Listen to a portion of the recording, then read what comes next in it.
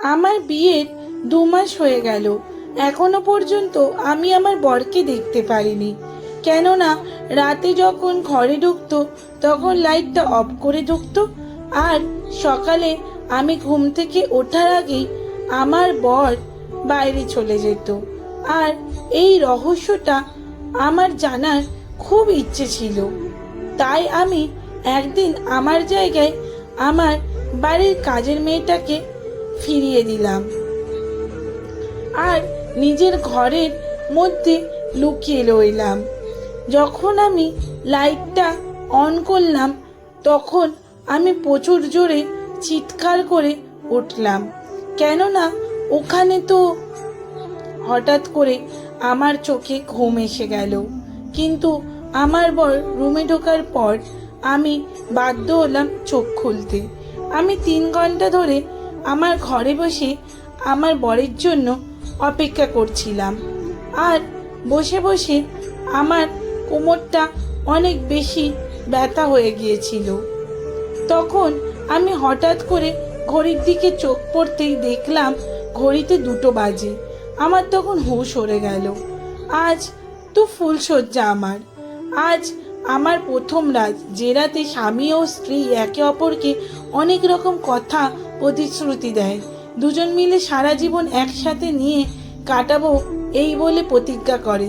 কিন্তু আমি এখনো পর্যন্ত আমার বরকে দেখিনি, কারণ আমার বাড়ির নিয়ম ছিল বিয়ের আগে স্বামীকে দেখা যায় না। শুধুমাত্র ছোট ভাইয়ের কাছে শুনেছিলাম যে আমার বর নাকি দেখতে খুব সুন্দর, আর এই কথাটা শুনতে আমি আমার বরের একটা ছবি আমার মনের ভেতরে গেঁথে নিয়েছিলাম। স্বামীকে প্রথমবার দেখব, তার জন্য আমি অধীর আগ্রহে বসেছিলাম ওর জন্য। কিন্তু অনেকক্ষণ বসে থাকার পর আমি আর বসে থাকতে পারলাম না, কারণ আমার কোমরে প্রচণ্ড ব্যথা হচ্ছিল আর ভালো লাগছিল না অপেক্ষা করে। আমার স্বপ্ন যেন পুরো শেষ হয়ে যাচ্ছিল। তারপর একবার মনে মনে চিন্তা করলাম, একবার বাইরের দিকে যাই, গিয়ে দেখি আমার বর এখন কোথায় আছে। তারপর ভাবলাম আজই আমার বিয়ে হয়েছে, আজ বাইরে বেরোনোটা ঠিক হবে না। তাই ওর জন্য অপেক্ষা করতে করতে কখন যেন ঘুমিয়ে পড়লাম, বুঝতেই পারলাম না। ঘুমের ঘরে বুঝতে পারলাম কেউ যেন আমার ঘরে ঢুকলো।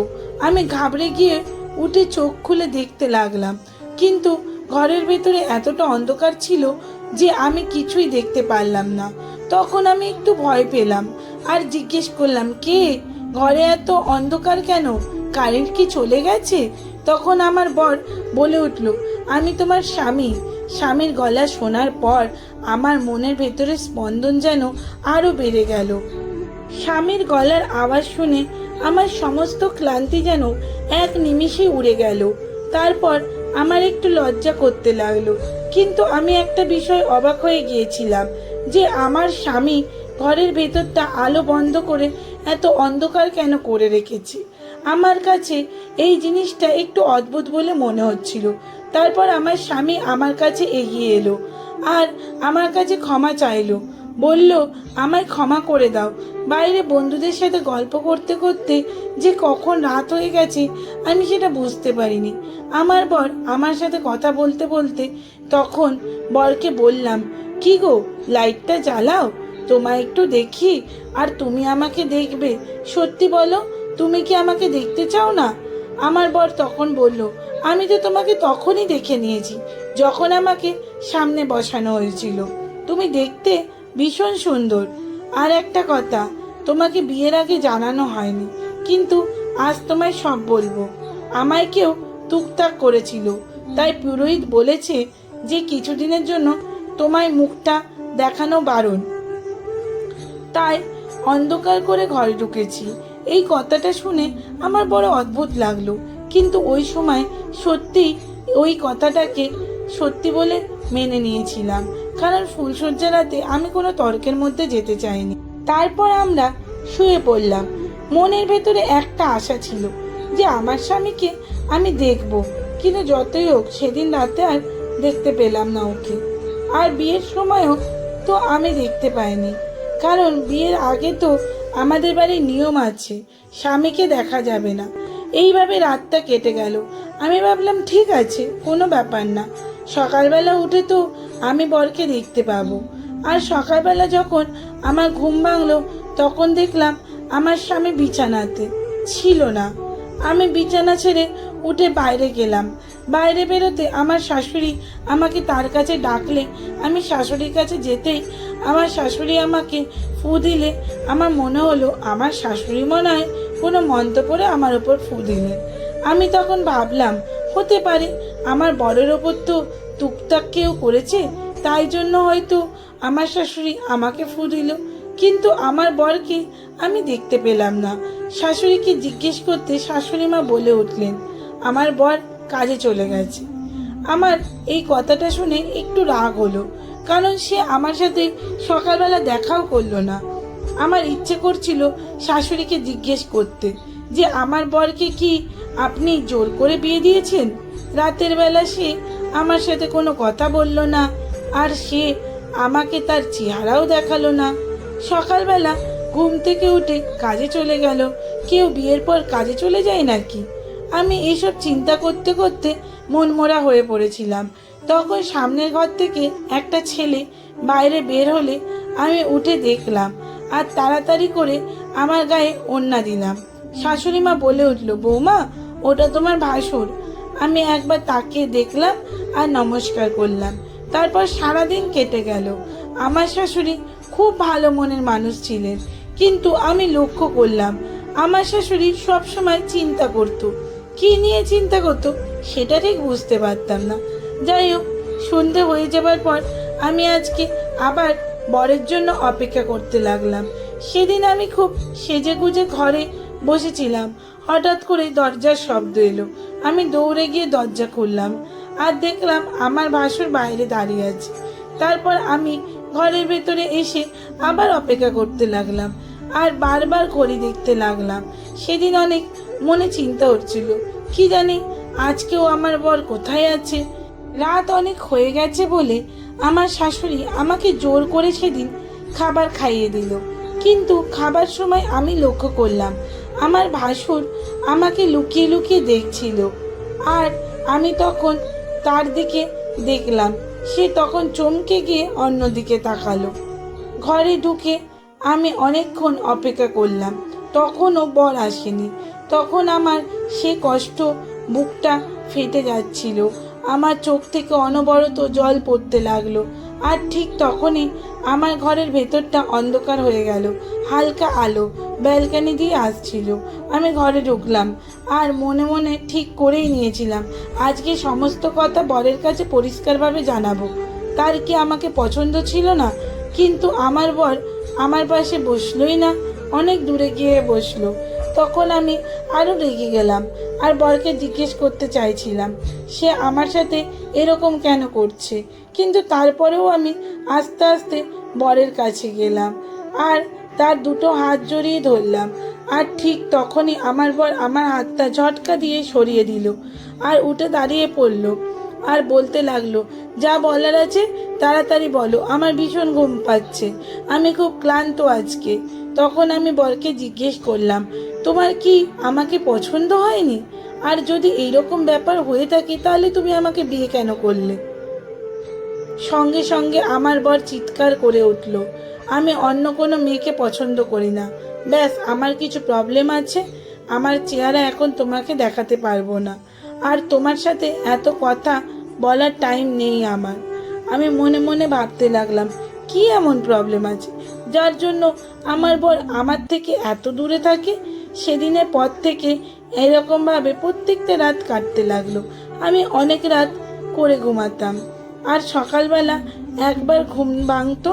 সারাদিন বর ঘরের বাইরে থাকতো, কিন্তু অন্যদিকে আমি না জানি কেন এরকম মনে হতো যে আমার ওপর কেউ যেন সারাদিন নজর রাখছে, কিন্তু এদিক ওদিক তাকালেও আমি কাউকে দেখতে পেতাম না।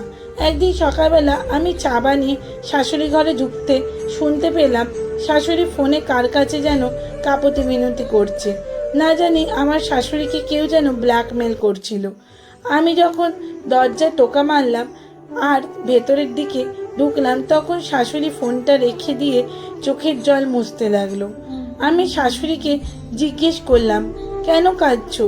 তখন শাশুড়ি বলল তার দাদা তাকে অনেক বাজে কথা বলেছে, তাই তিনি কষ্টে কাঁদছেন।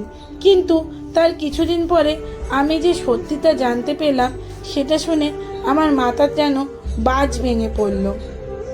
আমার শাশুড়ি বোন ঘুরতে এলো আমাদের বাড়িতে। শাশুড়ি বোনের সাথে কথা বলতে বলতে হঠাৎ জানতে পারলাম আমার শাশুড়ি নাকি কোনো দাদা নেই, আমার শাশুড়িরা নাকি দুই বোন। এই কথাটা শোনা মাত্র আমার আকাশ থেকে পড়লাম।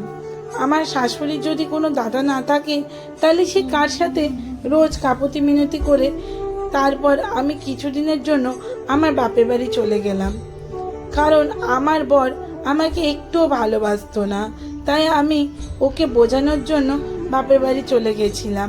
বাপের বাড়ি যাবার সময় ঠিক করেই গেছিলাম, বাড়িতে গিয়ে মাকে জিজ্ঞেস করব কীরকম ছেলের সাথে আমায় বিয়ে দিয়েছো, যাকে এখনো পর্যন্ত আমি কোনোদিনও দেখতেই পারলাম না।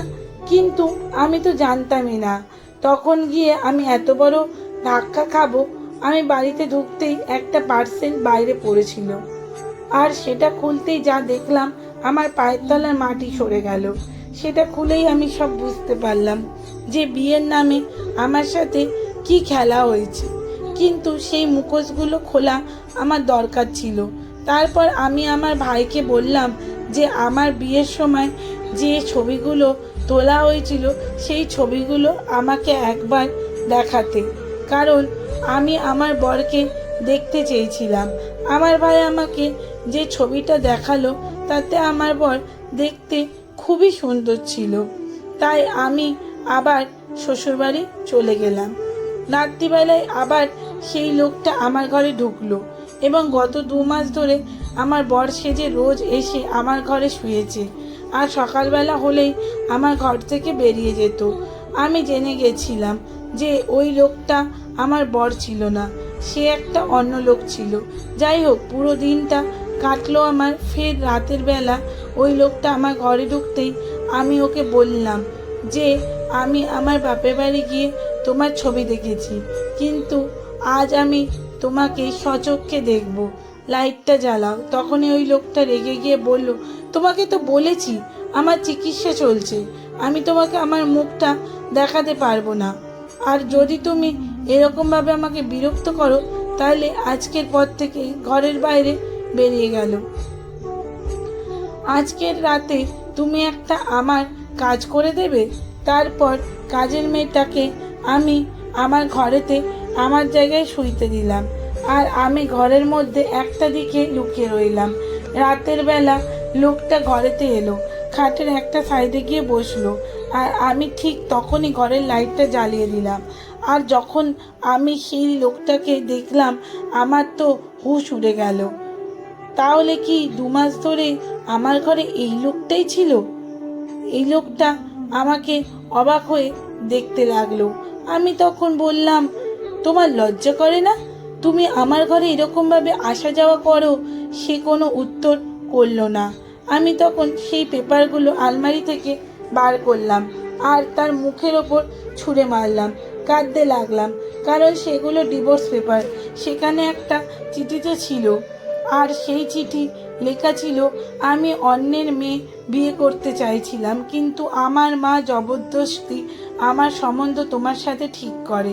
আমি হাজার বারণ করার পরও আমার মা তোমার সঙ্গে বিয়ে করিয়ে দেয়, আর এই জন্য আমি বিয়ের রাতেই পালিয়ে গিয়েছিলাম। আর এবার আমি তোমাকে ডিভোর্স পেপার পাঠালাম। তখন তো আমার মাথা ঘুরতে শুরু করলো। আমার বর প্রথম রাতেই পালিয়ে গিয়েছিল, তাহলে এতদিন ধরে আমার ঘরে রোজ রাতে কে ঘুমাচ্ছিল? আসলে আমার ঘরে রোজ রাতে যে ঘুমাতে আসতো সে হলো আমার ভাসুর। তারপর আমি ভাসুরে করার ধরে জিজ্ঞেস করলাম, আপনি আমার সাথে এরকম কেন করলেন? তখন আমার ভাসুর বলল, আজ পর্যন্ত আমি এখনো কিছু খারাপ করিনি তোমার সাথে, যার জন্য আমাকে লজ্জায় পড়তে হবে। আমি যা কিছু করেছি আমার মায়ের বলাতে করেছি, কেননা মা চাইতো না এইসব ব্যাপারে লোক জানাজানি হোক। আসলে মা ভয় পেয়েছিল, যদি সবাই জেনে যায় তাহলে তো আমাদের সবাই এক ঘরে করে দেবে। তাই জন্য আমি তোমার ঘরে আসতে যেতে থাকতাম, যাতে তোমার কোনো সন্দেহ না হয়।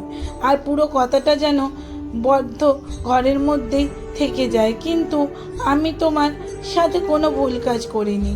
তার পরের দিন আমি আমার বাপের বাড়ি চলে গেলাম, কিন্তু আমার ভাসুর আমাকে মনে মনে ভালোবাসতো। তাই আমার শাশুড়ি আর ভাসুর এসে আমার বাপের বাড়িতে আমার বাবা মার কাছে আমার হাত চাইলো আর বলল সে আমাকে খুব ভালোবাসে, সে আমাকে বিয়ে করতে চায়। আমার বাবা মা তারপর আমার সাথে বিয়ে দিয়ে দিল। এখন আমি খুব ভালো আছি, সুখে সংসার করছি। লেখা সংগৃহীত, পাঠে অঞ্জলি ঘোষ। লেখাটি কেমন লাগলো অবশ্যই কমেন্ট করে জানাতে কিন্তু একদমই ভুলবেন না। আর যদি ভালো লেগে থাকে তাহলে ছোট্ট একটি লাইক ও শেয়ার করার অনুরোধ রইল আপনাদের কাছে। আর হ্যাঁ, চ্যানেলটি ইউটিউব থেকে দেখলে সাবস্ক্রাইব করবেন এবং ফেসবুক থেকে দেখলে ফলো করে দেবেন। আর কে কোথা থেকে দেখছেন সেটাও কিন্তু কমেন্ট করে জানাতে একদমই ভুলবেন না। ধন্যবাদ, সবাই অনেক ভালো থাকবেন।